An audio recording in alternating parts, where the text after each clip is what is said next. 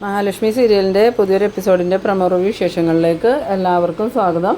അങ്ങനെ കരുണയ്ക്കും പ്രതാപൻ്റെ അമ്മയ്ക്കും വാമദേവനും നല്ല തിരിച്ചടി കിട്ടുന്ന എപ്പിസോഡ് തന്നെയാണ് ഇനി വരാൻ പോകുന്നത്.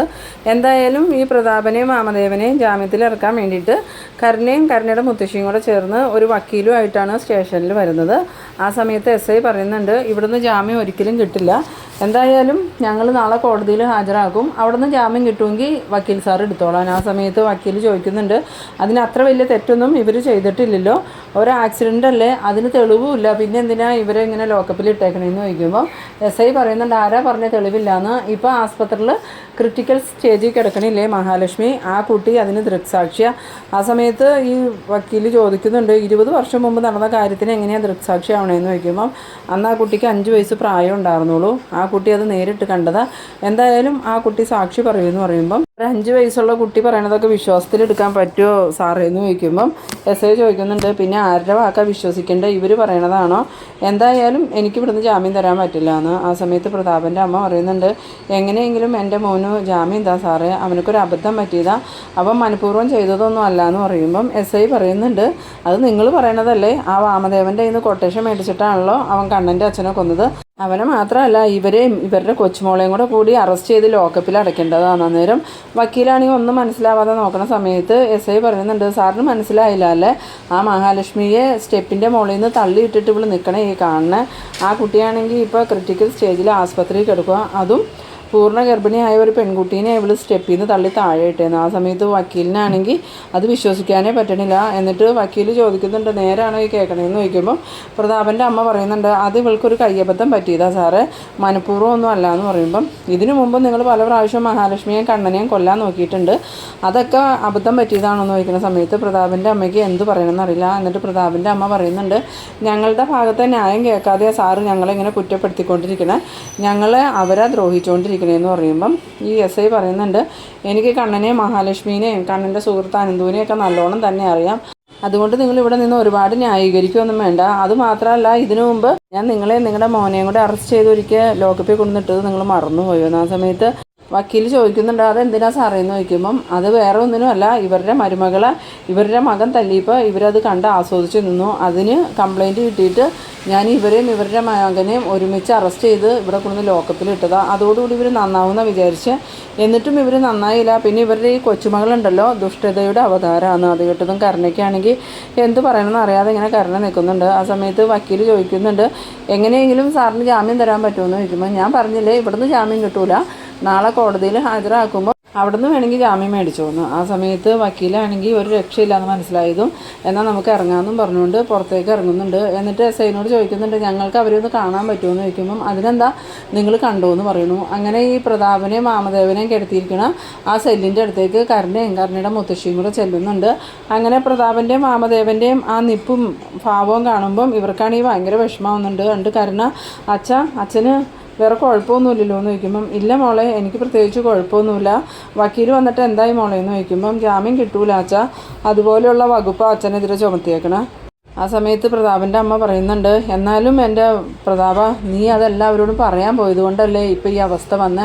അന്നേരം വാമദേവൻ പറയുന്നുണ്ട്, എന്തായാലും ഞാൻ ആ കൊട്ടേഷൻ തന്നേന്നുള്ള സത്യം നീ ഇനി ആരോടും പറയരുത്, അങ്ങനെയാണെങ്കിൽ അതൊരു ആക്സിഡൻ്റാന്ന് കരുതി കേസ് തേഞ്ഞു മാഞ്ഞു പോയിക്കോളും, നീ ആ സത്യം ആരോടെങ്കിലും പറഞ്ഞിട്ടുണ്ടെങ്കിൽ ശരിക്കും കൊലപാതക കുറ്റത്തിന് നമ്മൾ രണ്ടുപേരും അകത്ത് പോകുന്നു. ആ സമയത്ത് പ്രതാപൻ പറയുന്നുണ്ട്, ഞാൻ അകത്ത് പോകുന്നതായാൽ ഞാൻ നിന്നെയും വെറുതെ വിടൂല, നിന്നെയും ജയിലിൽ കയറ്റുന്നു. ആ സമയത്ത് പ്രതാപൻ്റെ അമ്മ പറയുന്നുണ്ട്, ഇനി നിങ്ങൾ രണ്ടുപേരും ചേർന്ന് ഇവിടെ കിടന്ന് വഴക്കുണ്ടാക്കണ്ട, അതാരെങ്കിലും കേട്ടാൽ അതും കൂടുതൽ പ്രശ്നമാവുന്നു.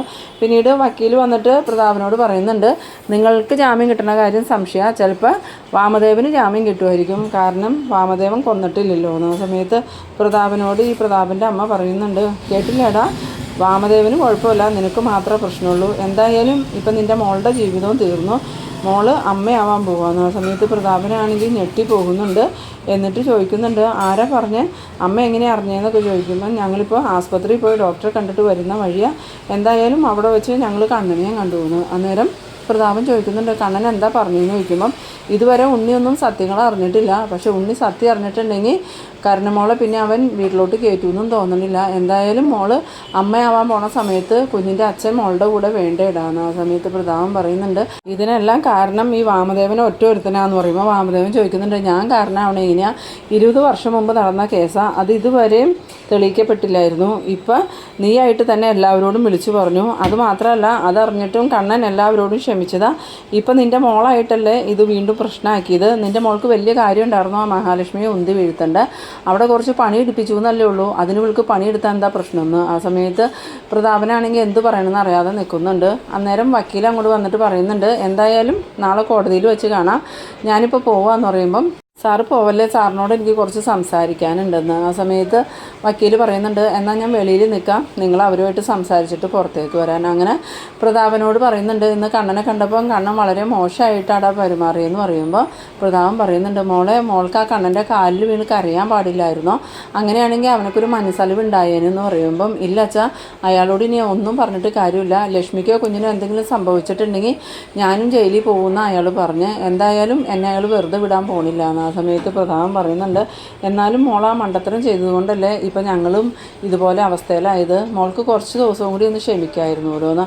ആ സമയത്ത് കരുണ പറയുന്നുണ്ട്, ഇങ്ങനെയൊക്കെ സംഭവിക്കുമെന്ന് ഞാൻ വിചാരിച്ചില്ല അച്ഛാ, അന്നേരത്തെ ദേഷ്യത്തിന് ഞാൻ ചെയ്തു പോയതാണ്. അന്നേരം പ്രതാപൻ പറയുന്നുണ്ട്, ഇനി എന്ത് ചെയ്യും മോളുടെ ജീവിതം ഇനി എന്താവും, മോൾക്ക് ആരും സഹായത്തിന് ഉണ്ടാവില്ല, ഞാൻ ജയിലിലായിട്ടുണ്ടെങ്കിൽ കേസ് നടത്താൻ തന്നെ നമ്മളുടെ സമ്പാദ്യമൊക്കെ നശിക്കുമെന്ന്. ആ സമയം കരുണയാണെങ്കിൽ ഇങ്ങനെ സങ്കടത്തോടുകൂടി പ്രതാപനോട് പറയുന്നുണ്ട്, എന്നാലും അച്ഛൻ എന്നെ ആ വീട്ടിലേക്ക് തന്നെ വിവാഹം കഴിച്ച് അയച്ചതുകൊണ്ടല്ലേ എനിക്കിപ്പോൾ പ്രശ്നം ഉണ്ടായെന്നും പറഞ്ഞ് കണ്ണ് നിറച്ച് നിൽക്കുമ്പം ഈ പ്രതാപനാണെങ്കിൽ ആ കാഴ്ച കണ്ടിട്ട് സഹിക്കാനേ പറ്റണില്ല. പിന്നീട് കാണിക്കുന്നത് നമ്മളുടെ കരുണയും പ്രതാപൻ്റെ അമ്മയും കൂടി വക്കീലിൻ്റെ അടുത്തേക്ക് വരുന്നുണ്ട്. വക്കീലിനെ കണ്ടിട്ട് കരുണ ചോദിക്കുന്നുണ്ട്, നാളെ അച്ഛന് ജാമ്യം കിട്ടുമെന്ന് ചോദിക്കുമ്പോൾ പ്രതാപന് ജാമ്യം കിട്ടുന്ന കാര്യം സംശയമാണ്, വാമദേവന് മിക്കവാറും ജാമ്യം കിട്ടുമായിരിക്കും. കാരണം വാമദേവൻ വേറെ തെറ്റൊന്നും ചെയ്തിട്ടില്ല, ലോറി ഇടിപ്പിച്ച് അവരെ കൊന്നത് പ്രതാപനല്ലേ, അതുകൊണ്ട് ജാമ്യം കിട്ടൂലാത്തത് പ്രതാപന് മാത്രമായിരിക്കും. ആ സമയത്ത് പ്രതാപൻ്റെ അമ്മ പറയുന്നുണ്ട്, എന്നാലും കഷ്ടകാലം മൊത്തം ഒരുമിച്ചാലോ വന്നേക്കണേ, ഇതിനൊക്കെ കാരണം ആ വാമദേവനാണ്. ആ സമയത്ത് വക്കീൽ പറയുന്നുണ്ട്, എന്തായാലും കോടതിയിൽ പോയി നോക്കാം, നാളെ ജാമ്യം കിട്ടുകയാണെങ്കിൽ അവരെ ഞാൻ ജാമ്യത്തിൽ ഇറക്കിയേക്കാം, നിങ്ങളിപ്പോൾ ധൈര്യമായിട്ട് വീട്ടിലേക്ക് പൊക്കോന്നും പറഞ്ഞ് കരുണയെയും പ്രതാപൻ്റെ അമ്മേനെയും വീട്ടിലോട്ട് പറഞ്ഞു വിടുന്നുണ്ട്. പിന്നീട് കാണിക്കുന്നത് ആസ്പത്രിയിൽ കണ്ണനാണെങ്കിൽ മഹാലക്ഷ്മിയുടെ ഓപ്പറേഷൻ കഴിഞ്ഞ് ഇറങ്ങുന്നതും നോക്കി അതിൻ്റെ മുന്നിൽ തന്നെ ഇങ്ങനെ കാത്തു നിൽക്കുകയാണ്. ആ സമയത്ത് മഞ്ജു പറയുന്നുണ്ട്, ഏട്ടൻ എവിടെയെങ്കിലും പോയി സമാധാനമായിട്ടിരിക്കുക, ഏട്ടത്തേക്ക് കുഴപ്പമൊന്നും ഉണ്ടാവില്ല എന്ന് പറയുമ്പം എനിക്കൊരു സമാധാനമില്ല മഞ്ജു, ഇന്ന് ഡോക്ടറും എന്നെ വഴക്ക് പറഞ്ഞു, ഒരു കാരണവശാലും കമലേശ്വരത്ത് മഹാലക്ഷ്മിയെ നിർത്തരുതായിരുന്നു എന്നും പറഞ്ഞ്. എന്തായാലും അനന്തും ലേഹ എന്നോട് ഒരുപാട് പറഞ്ഞതാ തിരിച്ചു മഹീനെ അവിടെ കൊണ്ടുവന്ന് വിടാൻ, ഞാനത് കേൾക്കാണ്ടിരുന്ന കരുണയെ മര്യാദ പഠിപ്പിക്കാൻ വേണ്ടിയിട്ടാണ് ഞാൻ മഹിയെ വീട്ടിൽ തന്നെ നിർത്തിയത്. ആ സമയത്ത് മഞ്ജു പറയുന്നുണ്ട്, അത് ഏട്ടൻ്റെ കുറ്റം തന്നെ ഏട്ടൻ ഒരിക്കലും അതുപോലെ ചെയ്യാൻ പാടില്ലായിരുന്നു, ആ കരുണയെ ഏട്ടനൊക്കെ അറിയാവുന്നതല്ലേ, എന്നിട്ടും ഏട്ടൻ എന്തിനാ ഏടത്തിയെ അവിടെ നിർത്തിയത്, ഇപ്പോൾ കരുണ എന്നിട്ട് മര്യാദ പഠിച്ചോ, അവള് ഒരിക്കലും നന്നാവില്ല അവളുടെ അച്ഛനും മുത്തശ്ശിയും ചേർന്ന് അവളെ അങ്ങനെ വളർത്തിയേക്കണേ, അതുമാത്രമല്ല അവളെ വിവാഹം കഴിച്ചു കൊണ്ടുവന്നിട്ട് നമ്മുടെ വീട്ടിൽ വന്നപ്പോൾ നമ്മളുടെ അമ്മയും അവൾക്ക് അങ്ങനെ തന്നെയാണ് സപ്പോർട്ട് ചെയ്ത് കൊടുത്തേക്കണേ, അതുകൊണ്ട് അവൾക്ക് ഒരിക്കലും ഒരു മാറ്റം ഉണ്ടാവില്ല. ആ സമയത്ത് കണ്ണൻ പറയുന്നുണ്ട്, മഹിക്കോ കുഞ്ഞിനെ എന്തെങ്കിലും സംഭവിച്ചിട്ടുണ്ടെങ്കിൽ പിന്നെ അവളുടെ ജീവിതം ജയിലിലായിരിക്കും, അതുമാത്രമല്ല അവളുടെ താലി അവൾക്ക് അഴിച്ചു വയ്ക്കേണ്ടിയും വരും. ആ സമയത്ത് മഞ്ജു പറയുന്നുണ്ട്, അതൊന്നും വേണ്ടി വരില്ല ഉണ്ണിയേട്ടനും അമ്മയ്ക്കും ഏടത്തേക്കും ഇങ്ങനെ സംഭവിച്ചതിൽ സന്തോഷമല്ലേ, പിന്നെ അവർ കരുണേടത്തിയെ ഉപേക്ഷിക്കുകയൊന്നുമില്ല എന്ന് പറയുമ്പം അതെന്തായാലും ഞാനിപ്പോൾ പറയണില്ല, അതൊക്കെ നിനക്ക് വഴിയേ മനസ്സിലാവുമെന്ന്. ആ സമയം മഞ്ജു ആണെങ്കിൽ ഇങ്ങനെ എന്തോ ആലോചിച്ച് സംശയത്തിൽ ഇങ്ങനെ നിൽക്കുന്നുണ്ട്. പിന്നീട് കാണിക്കുന്നത് നമ്മളുടെ അനന്തുവിനെ ലേഹേനെയാണ്.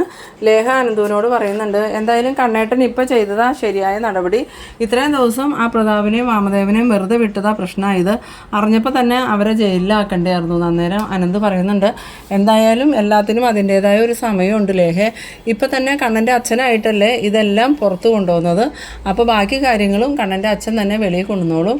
ഇനിയിപ്പോൾ പ്രതാപനും വാമദേവനും നിലവിൽ സ്റ്റേഷനിൽ ലോക്കപ്പിൽ കിടക്കാമല്ലേ, നാളെ അവരെ കോടതിയിൽ ഹാജരാക്കും, അപ്പോൾ അവർക്ക് വേണ്ടി വക്കീൽ ഹാജരാവണ സമയത്ത് കണ്ണന് വേണ്ടി ഹാജരാകാൻ പോണത് ഞാനാണ്. അത് കേട്ടതും ലേഖ പറയുന്നുണ്ട്, അവർക്ക് ഒരിക്കലും ജാമ്യം കിട്ടരുത് അനന്തുവേട്ട, അവരുടെ ജീവിതം ഇനി ജയിലിൽ തന്നെ തീരണം, കണ്ണേട്ടൻ്റെ അച്ഛനെ കൊന്നു. അതിനുശേഷം എത്രയോ വട്ടം കണ്ണേട്ടനെയും മഹിയെയും കൊല്ലാനായിട്ട് അവർ കൊട്ടേഷൻ കൊടുക്കും. മഹിയെ വെടിവെച്ച് കൊല്ലാനും തീയിട്ട് കൊല്ലാനൊക്കെ എത്രയോ പ്രാവശ്യം ശ്രമിച്ചു. അപ്പോൾ അവർക്ക് ശരിക്കും കൊലയാളി മനസ്സായതുകൊണ്ട് അവരിനി പുറം ലോകത്ത് ജീവിക്കാതിരിക്കണേ നല്ലത്. അതുപോലെ തന്നെ മഹിക്കോ കുഞ്ഞിനെ എന്തെങ്കിലും ആപത്ത് സംഭവിച്ചാൽ ആ കരുണേനെയും ജയിലിലേക്ക് പറഞ്ഞു വിടണമെന്ന്. ആ സമയത്ത് അനന്ത് പറയുന്നുണ്ട്, അത് ഞങ്ങൾ തീരുമാനിച്ച് തന്നെ നിൽക്കണം. കരുണയുടെ സന്തോഷത്തിന് വേണ്ടിയാണല്ലോ അവളുടെ അച്ഛനും മുത്തശ്ശിയും ഈ മഹിയെയും കണ്ണനെയും ദ്രോഹിക്കാൻ നടന്നത്. ഇനി അവളുടെ ജീവിതത്തിൽ സന്തോഷം എന്ന് പറയുന്നത് ഒരിക്കലും ഉണ്ടാവില്ല എന്ന്. ആ സമയം ലേഖ പറയുന്നുണ്ട്, എന്നാലും അവൾ ഇത്ര ക്രൂരയായത് എങ്ങനെയാണ്? അവളുടെ സ്വന്തം ചേച്ചിയല്ലേ മഹി, എന്നിട്ടും അവൾക്ക് മഹിയെ കൊല്ലണം എന്നുള്ള ചിന്തയാലേ ഉള്ളൂ എന്ന് പറയുമ്പോൾ അതെങ്ങനെയാണ്? മഹിയുടെ അമ്മയുടെ സ്വഭാവമൊന്നും അല്ല ആ കരുണയ്ക്ക് കിട്ടിയേക്കണേ. അവളെ വളർത്തി ഈ അവസ്ഥയിലാക്കിയത് അവളുടെ അച്ഛനും മുത്തശ്ശിയും ചേർന്നാണ്. പിന്നീട് കാണിക്കുന്നത് നമ്മളുടെ വാമദേവനെയും പ്രതാപനെയാണ്.